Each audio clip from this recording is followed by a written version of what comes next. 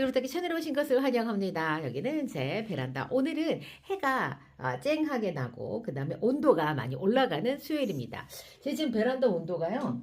17도까지 올라갔어요. 17도까지 지금 올라갔는데 거실 문을 열지 않고 햇볕만으로도 17도까지 지금 올라가 있습니다.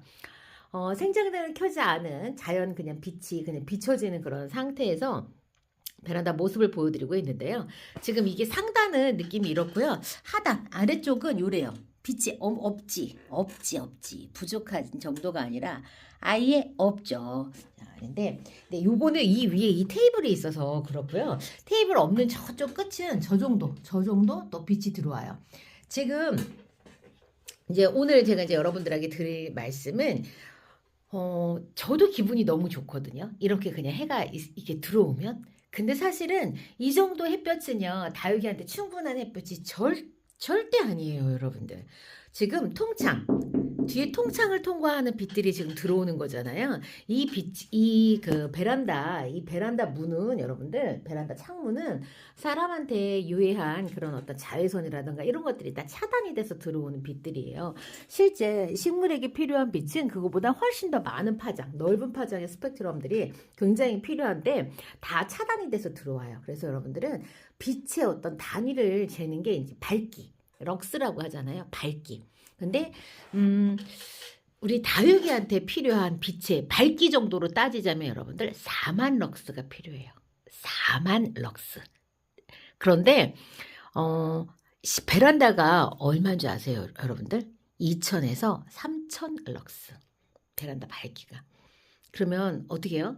베란다 자체도 다육이한테 필요한 빛의 10분의 1에서 20분의 1밖에 안 돼요. 20분의 1밖에 되지 않는 베란다 환경에서 다육이를 키우고 있는 거예요. 그러면 베란다에서 거리대가 없이 베란다에서 다육이를 키우는 사람들은 오랜 시간, 장시간으로 가면은 다육들이 어느 정도 모양들이요. 달라지고 흐트러지고 색이 빠지고 할 수밖에 없는 환경이에요. 웃자람의 첫 번째 원인은 빛 부족이에요. 다른 거 아니에요. 물을 많이 줘서 혹은 영양이 많아서 그런 것들이 아니라 옷자람의 첫 번째 원인은 빛 부족. 햇볕이 부족하기 때문이거든요. 그래서 모양이 흐트러지는 첫 번째 원인은 빛이 부족한데 기본적으로 베란다는 우리 자연에서 다육이한테 필요한 4만 럭스 정도의 빛의 몇 분의 1? 10분의 1에서 20분의 1밖에 안 돼요. 그렇기 때문에 베란다에서 다육이들이 좀 흐트러진다, 모양새가 바뀌어 좀 이렇게 안 이쁘다 하는 것을 슬퍼하시면 안 돼요. 아주 자연스러워요. 햇빛이 부족하니까. 그런데도 불구하고 많은 분들이 무슨 착각을 하고 있냐면 내 베란다가 빛이 충분하다고 착각하고 있어요. 이 정보는요. 선인장 다육식물 연구소에 가면 이미 다 연구를 해놨어요.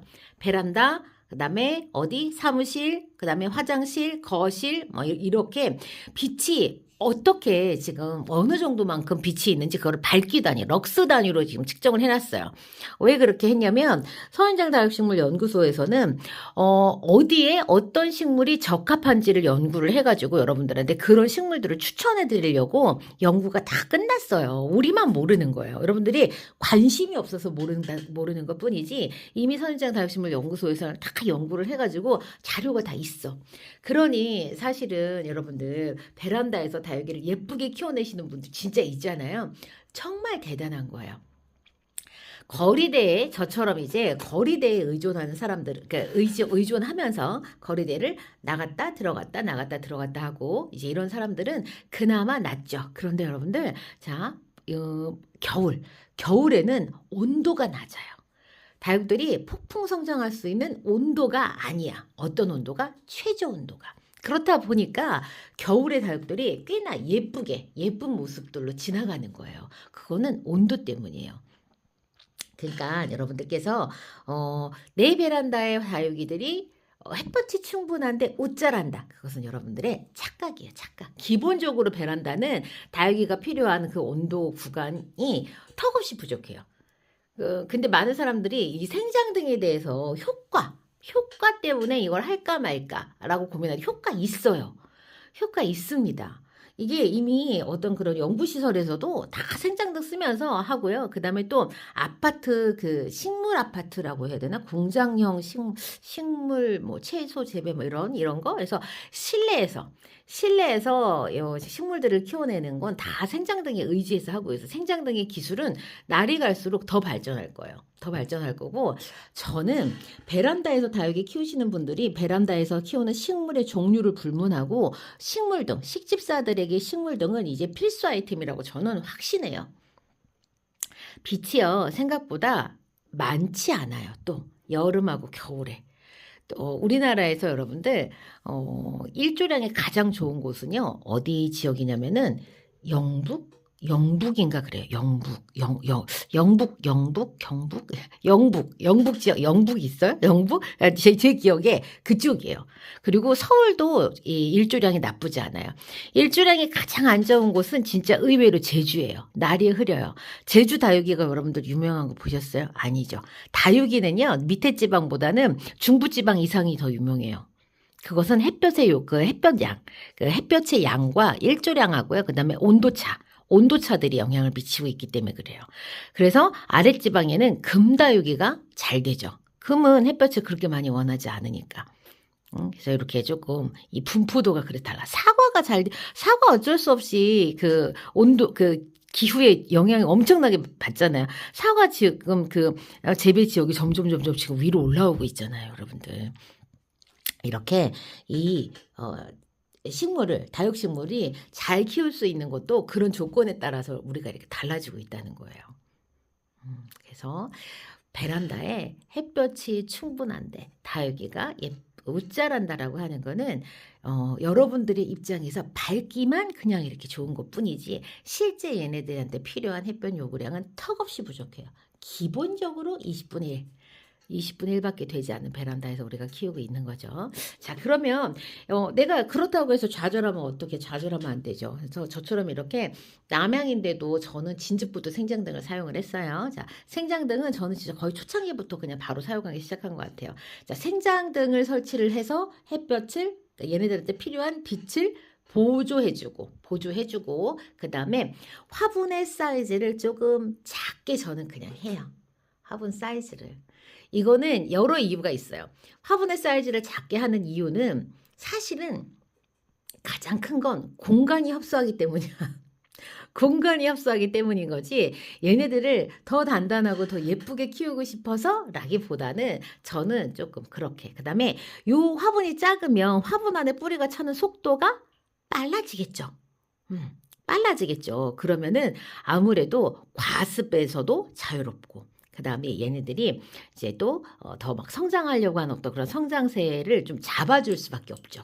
화분이 작고 뿌리가 금방 꽉 차기 때문에 색감도 더 빨리 날 수밖에 없어요. 화분이 작으면 말이죠.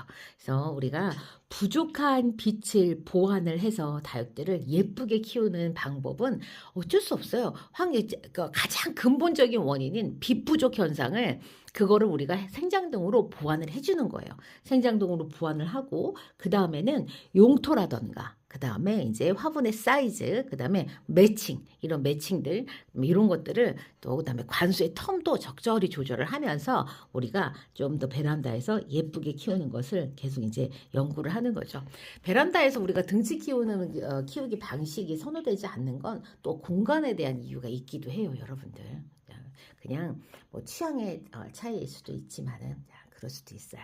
그래서 오늘은 해가 너무 좋아가지고 제가 이렇게 베란다에서 이제 여러분들이 착각하는 것 중에 하나. 내 베란다는 햇볕이 잘 드는데 다육들이 옷자란다라고 하는 거에 대해서 여러분들만의 생각이라는 거, 햇볕이 충분하다는 건 여러분들만의 생각이라는 걸 얘기를 드려요.